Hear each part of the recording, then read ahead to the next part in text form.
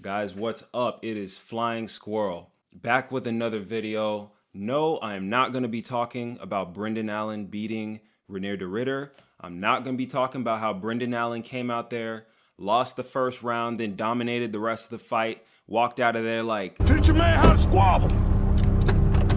Get that trigger next time. Like a freaking gangster. I'm not going to talk about the biggest party in MMA YouTube that I wasn't invited to.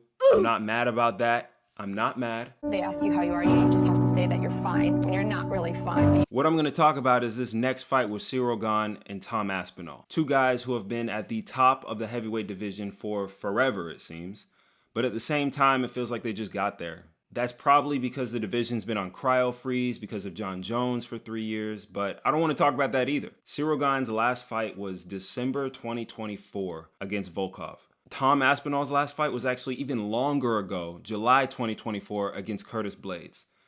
That was so long ago. That was one of my first big YouTube videos, was covering that fight. Thank God that Jon Jones is gone. Now, two of the most dynamic strikers at heavyweight. This is a certified Two of the best athletes at heavyweight. hood classic.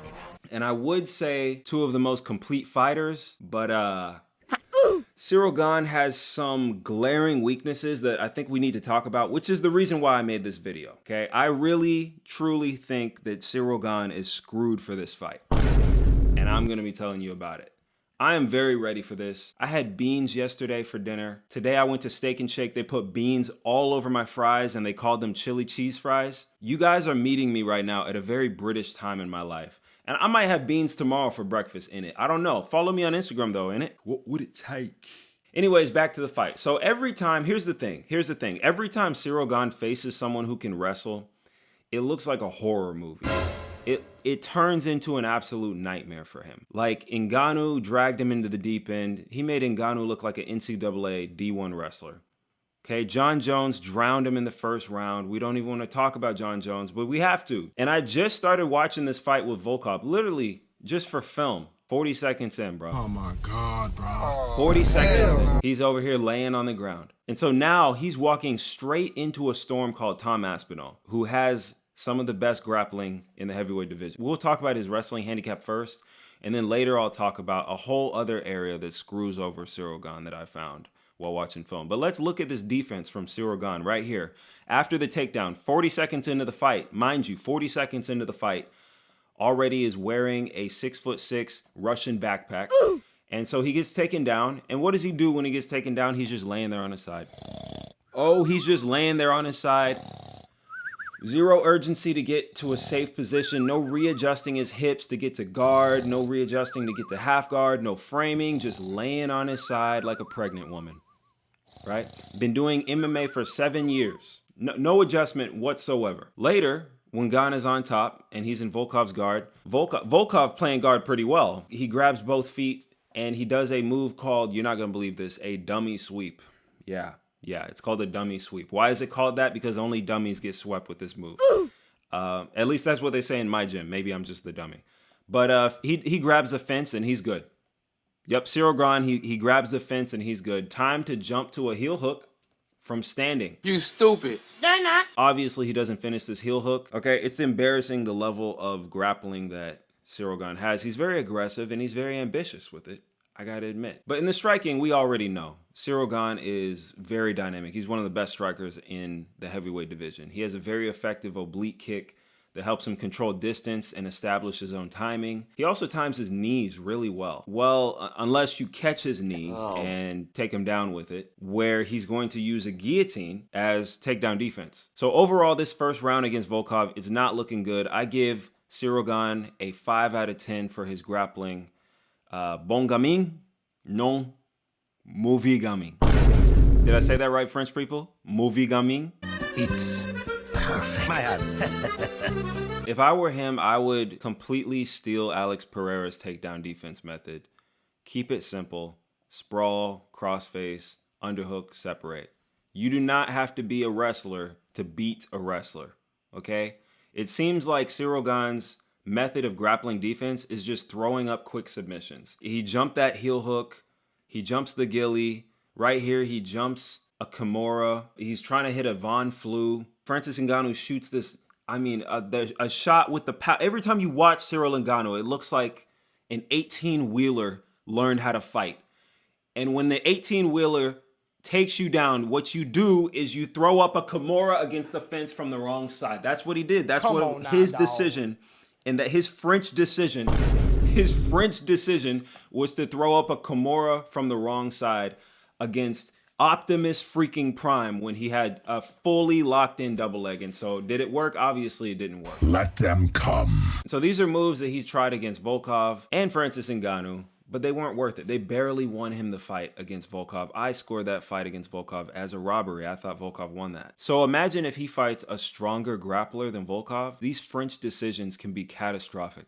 Okay, Tom Aspinall is a lifetime Brazilian Jiu-Jitsu guy. Here he is finishing you-know-who with a straight arm lock. Straight arm lock, one of the hardest submissions to actually finish in a fight or in a grappling match. This is against Volkov. The same guy, by the way, that Gane just tried subbing 5 times. Cyril Gane, you do not get away with that heavyweight white belt technique against a lifetime Brazilian Jiu-Jitsu guy. This is a massive handicap for Cyril Gane. And like I said, if I were him, stay off the ground. I would take a page out of Pereira's book. Just crossface, stay out of it, bud. Stay out of it. Let's just keep this fight on the feet. But here's the second reason why I say that he's screwed against Tom Aspinall. Is because that speed advantage is gone, bro. When he's fighting these big guys, when he's dominating these big guys on the feet, right? When he's fighting the Burger Kings of the division, he's killing them. He's ringing their Taco Bell. I'm sorry for the puns, guys. I'm sorry. But let him fight someone who could run a 10-minute mile and who can see his toes when he looks down. He's in trouble. Cyril Gane is in trouble. Statistically, if Cyril Gane fights someone who can see their toes when they look down, Dude, he's screwed, man. He's screwed. But I will say I'm extremely excited to see the 2 fastest strikers in heavyweight fight each other. I think Tom is a little bit faster and a little bit cleaner. But I mean, I'm super excited for this fight. This fight has a lot of potential. But I got to show y'all this other hole that I found in Gane's striking. He relies a little bit too much on his head movement and his speed. So we see him throwing this jab. Right after he throws his jab, he drops his hands and he does, hey, look, I'm MVP. I'm Bon Gamin. Look at me. No. Hey, you're fighting literally a construction crane, okay? A Russian construction crane, and Volkov tags him with the jab right there. You can't be jabbing, jumping back, and dropping your hands like MVP. Tom Aspinall, you do that against him, he's gonna send your hairline, or the lack thereof, to the moon, okay? When I watch other fights, pre-Paw Patrol, goodness gracious, pre-Paw Patrol, he actually looks like a different fighter. Against Francis Ngannou, he looked like Sinchai, and he looked like Rico Verhoeven in the striking. He's very confident. He's fighting like MVP on the feet. He's standing there like a matador. He's throwing calf kicks. He's throwing leg kicks. He's throwing teeps to the freaking chest. He's throwing spinning back kicks. He's throwing spinning wheel kicks like a Power Ranger, an XL Power Ranger. I would love to see how Tom Aspinall deals with this. He's never had to at heavyweight. Tom Aspinall's never had to deal with this, but he still does this thing, this pattern where he lands one shot, one punch or one kick, and then when he gets out of range, he either has his hands down or he ends up even worse. He throws a shot and he ends up just crumpled up right in front of you in bad position. And here Francis Ngannou is doing the I believe I can fly. And luckily this with arms wide open from Francis Ngannou, luckily it didn't land. But he does this a lot, man. He ends up crumpled up in your chest. Here's another instance. He throws a jab, ends up crumpled up in your chest. Here's another instance, ends up crumpled up in your chest. Okay, so if I'm Tom Aspinall and I see this, I say, okay, you come here, you throw a jab, you miss it, and you stand right here in my phone booth, I'm going to return with a combo, which is what he does. And he gives him that cup of soup that are filled with bicarbonate of soda. Watch the fucking wing ass talk thing blow up. Right, so here in this fight against Marcin Tybura ends up in a bad position, crumpled up in Tom's chest. And what does Tom do? So he separates. Notice how he still has his right hand up. Left hook, right straight, fight's over. This happened one time. Like I said, we don't have a lot of film on Tom Aspinall. But we see he separates, keeping his hand up for defense. Left hook, straight right, fight is over. So let's talk about Cyril Gane when he's fighting from distance, because that's where the fight is usually going to be. I've mentioned how he relies on his head movement a little too much, lowers his hands a lot, and if he's not there to scrap, he can move it kind of like a slow pace, like bounce around, like, oh, we're just sparring. I'm bon gamin. I'm French. I'm cool. I'm the biggest guy in France. You know, I could be playing football for PSG. Instead, I'm going to do a Netflix movie. I'm going to play in Paw Patrol. But remember, his speed advantage is gone against Tom Aspinall. So if he goes there and he's lullabied to sleep and he thinks he's going to bounce around and have a good time, Tom Aspinall doesn't play that. Tom Aspinall is the Tasmanian devil from the second the fight starts. He's Tasmanian devil. So I don't know how bon gamin Cyril Gane is going to get to Tasmanian devil level within the immediate start of the fight, but he's going to have to. And I just want to show this one KO from Pavlovich. It's just a 1-2, 1-2 from range. That's all it is. But look at the range, though. Look at the freaking range. This is why I say bon gamin is kind of screwed, man. Fight's over. 1-2, 1-2. Fight's over. He does the same thing, Curtis Blades, just a 1-2 over the top. Maybe that's a right hook. It's not a 1-2, it's a 3. You can almost feel it coming, like the pressure, the experience in the scrambles, the experience in the grappling. Tom Aspinall, he's not just another heavyweight. He can cover the distance. He can handle the MVP style striking. He's fast. He can do the BJJ. I think Gane is screwed for sure, but I think this fight has the potential to be so freaking good, man. Like if Gane comes in there and turns it up, I think this could be like Ali and Frazier. I think we possibly could see, if they stay striking on the feet, I think Cyril Gane will be kind of difficult to knock out. I don't know if he'll get that flash knockout like he always does. If he goes out there and he flash KOs Cyril Gane, I think he's equal to Francis Ngannou at that point. I think he's equal. And then the next fight, if he beats the next two guys, I'd put him greatest heavyweight of all time. But then we're far. I think we're very far from that. I think he definitely has something to prove right here. Now, for the end of this video, I want to go to something that I usually do when I'm previewing fights. I want to look at the fighter's Instagram. Follow me on Instagram, by the way, and see how locked in they are. Okay, I tried doing this with Alex Pereira. I was absolutely wrong, but it's kind of fun to watch these things. So let's see what Cyril Gane is up to.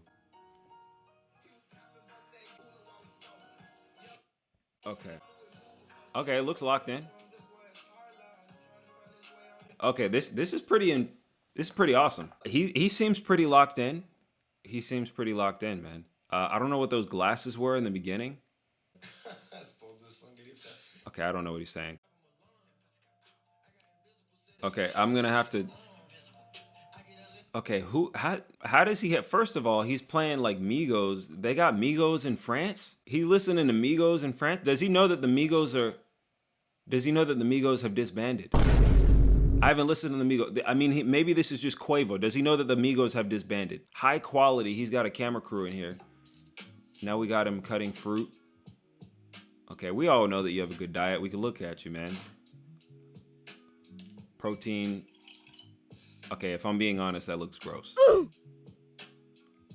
Yeah, if I'm being honest, have you guys ever blended a kiwi?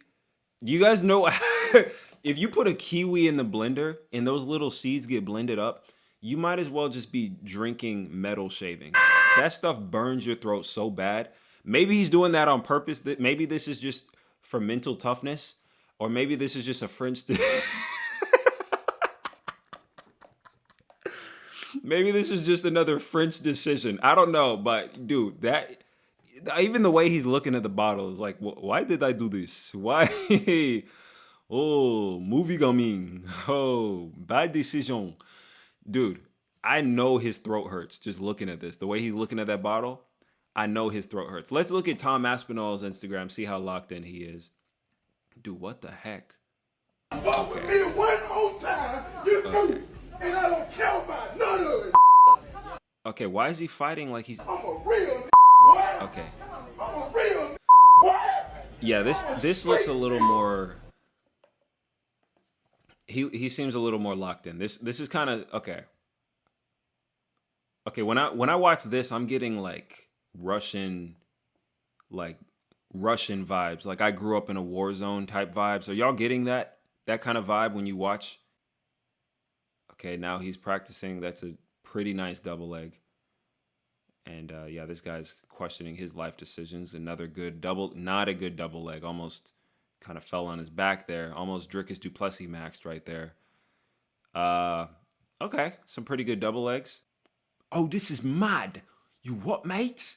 Okay, he's kicking influencers. So this is showing me he's not that locked in. He's talking to influencers. Sidemen dead leg challenge tonight at 7 p.m. on my Instagram, on my YouTube channel. I'm going to say Cyril Gane has a little better, slightly better production value on his Instagram, which might be a red flag. We see him, he's still training at the same place, training with huge black dudes, which is going to give him an advantage for sure. You train with huge black dudes, you're going to be ready. Okay, so I shouldn't assume that Cyril Gane is not locked in. I think Cyril Gane is locked in. But is he going to be on demon mode when he comes in the octagon? I think that is a big deciding factor because Tom Aspinall looks like he's going to be on demon mode as soon as he steps in the ring. This is my video, guys. Thank you for watching. Like and subscribe if you like and if you want to subscribe. Follow me on Instagram at Flying Squirrel MMA. I will see you guys later. Let me know what you think. Peace out.